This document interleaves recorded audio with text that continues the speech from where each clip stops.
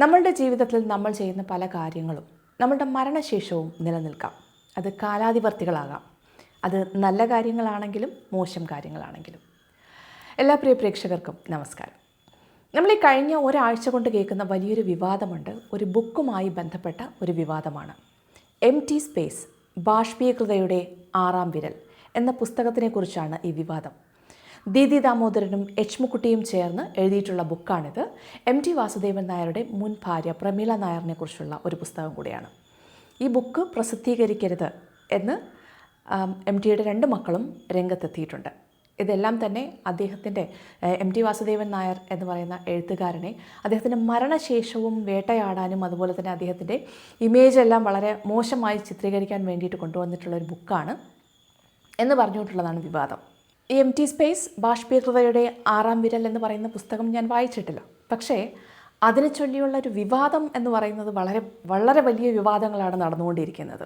ഇപ്പോൾ ഫേസ്ബുക്കിൽ തന്നെ ഒരുപാട് പോസ്റ്റുകൾ ഇതുമായി ബന്ധപ്പെട്ട് എഴുത്തുകാരും അതുപോലെ തന്നെ വലിയ ആർട്ടിസ്റ്റുകൾ ഇതുമായി ബന്ധപ്പെട്ട ഒരുപാട് പോസ്റ്റുകൾ പങ്കുവയ്ക്കുന്നുണ്ട്.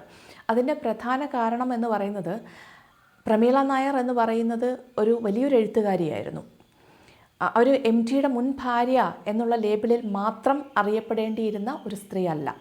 കാരണം അവരൊരു വലിയ എഴുത്തുകാരിയായിരുന്നു. എം.ടിയുടെ പല പുസ്തകങ്ങളും ഇംഗ്ലീഷിലേക്ക് വിവർത്തനം ചെയ്തത് പ്രമീള നായരാണ്. എന്നാൽ എം.ടിയെ വിട്ടുപോയ ശേഷം, അല്ലെങ്കിൽ വഴി പിരിഞ്ഞു പോയി, ഒരു കല്യാണം കഴിക്കുന്നു, ഇവരൊരുമിച്ച് ജീവിച്ച ഒരു കുട്ടിയൊക്കെ ആയ ശേഷമാണ് ഇവർ ഡൈവേഴ്സ് വാങ്ങി പോകുന്നത്. അപ്പം പിരിഞ്ഞു പോയ ശേഷവും അതിക്രൂരമായ രീതിയിൽ, അതായത് ഒരു ബുക്ക് പോലും അവർ പിന്നീട് പ്രസിദ്ധീകരിക്കരുത് എന്നുള്ള വളരെ ക്രൂരമായ ഒരു ഇടപെടൽ എം.ടിയുടെ ഭാഗത്ത് നിന്ന് ഉണ്ടായിട്ടുണ്ട്. അതുകൊണ്ട് തന്നെ പിന്നീട് ഒരിക്കൽ പോലും അവരുടെ ഒരു ബുക്ക് പോലും വെളിച്ചം കണ്ടിട്ടില്ല എന്നൊക്കെയുള്ള ഫേസ്ബുക്ക് പോസ്റ്റുകളാണ് നമ്മൾ ഇപ്പോൾ വായിച്ചുകൊണ്ടിരിക്കുന്നത്. പലയിടത്തും അവർ തന്നെ പറഞ്ഞതായിട്ടുള്ള, അതായത് ഒരു ഇൻ്റർവ്യൂ എടുക്കാൻ പോയി, ഒരു ചാനലിന് വേണ്ടിയിട്ട് ഇൻ്റർവ്യൂ എടുക്കാൻ പോയി. അപ്പോൾ അവർ തന്നെയാണിത് പറഞ്ഞത്. ഒരിക്കലും എൻ്റെ ഒരു ബുക്ക് അയാൾ ഒരിക്കലും പ്രസിദ്ധീകരിക്കാൻ സമ്മതിക്കില്ല എന്ന് പറഞ്ഞത് എന്നുള്ള പോസ്റ്റുകളടക്കം നമ്മൾ വായിച്ചുകൊണ്ടേയിരിക്കുന്നുണ്ട്.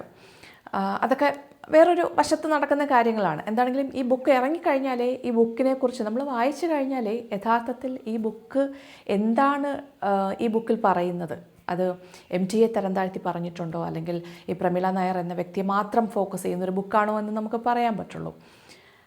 എം.ടി. വാസുദേവൻ നായർ എന്ന് പറയുന്നത് എക്കാലത്തെയും മികച്ച എഴുത്തുകാരിൽ ഒരാളായിട്ടാണ് നമ്മൾ കാണുന്നത്. ഈവൻ എൻ്റെയും വളരെ പ്രിയപ്പെട്ട ഒരു എഴുത്തുകാരനാണ്. അദ്ദേഹത്തിൻ്റെ ബുക്കുകൾ ഞാനും കുറച്ചൊക്കെ വായിക്കുന്ന കൂട്ടത്തിലാണ്. അതുകൊണ്ട് തന്നെ അദ്ദേഹത്തിൻ്റെ ബുക്കുകളും നമുക്ക് ഏറെ പ്രിയപ്പെട്ടതാണ്. ഈ വിവാദങ്ങൾ വരുമ്പോൾ ഞാൻ മനസ്സിലാക്കുന്ന ഒരു കാര്യം എന്താണെന്ന് വെച്ചാൽ, നമ്മളെപ്പോഴും വാശി പിടിക്കുന്നത്, ശരിക്കും ഈ വിവാദങ്ങൾ എന്ന് പറയുന്നത് നിൽക്കുന്നത് ഈ എം.ടി. വാസുദേവൻ നായർ എന്ന് പറയുന്ന ഒരു എഴുത്തുകാരൻ്റെ വ്യക്തി ജീവിതവുമായിട്ട് ബന്ധപ്പെട്ടിട്ടാണ്. നമ്മളെപ്പോഴും ആഗ്രഹിക്കുന്നത് എന്താണെന്നറിയാമോ?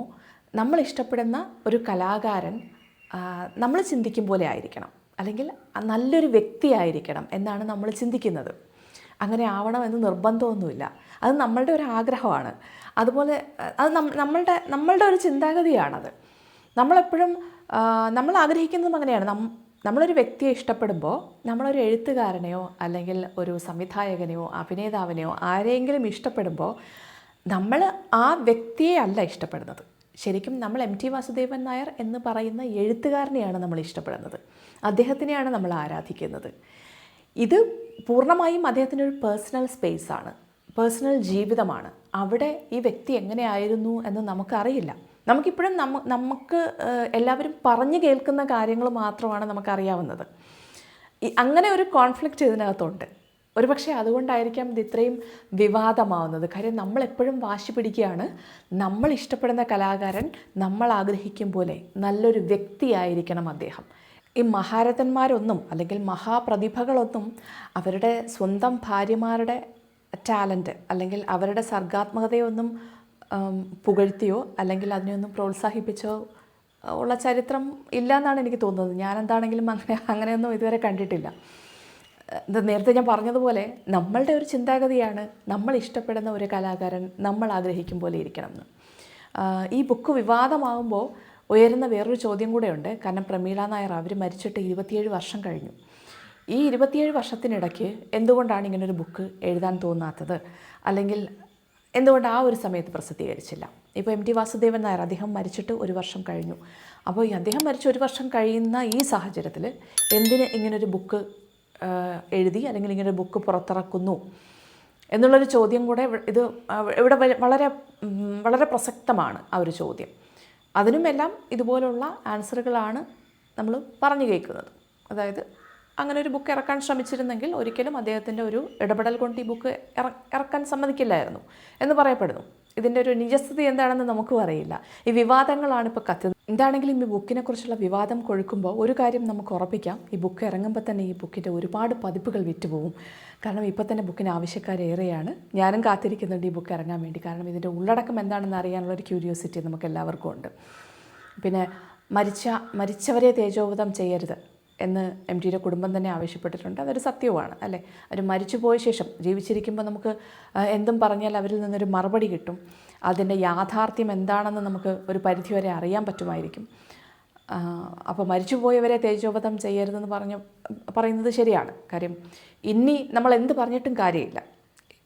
ഈ കേട്ടതൊക്കെ സത്യമാണെങ്കിലും സത്യമല്ലെങ്കിലും പ്രത്യേകിച്ച് ഇനി അതിന് ഒന്നും ചെയ്യാനില്ല. കാര്യം അവർ രണ്ടുപേരും മൺമറഞ്ഞു പോയി. ഇപ്പോൾ പ്രമീള നായർ അവർ മരിച്ചിട്ട് 27 വർഷം കഴിഞ്ഞു, എം ടി മരിച്ചിട്ട് 1 വർഷം കഴിഞ്ഞു.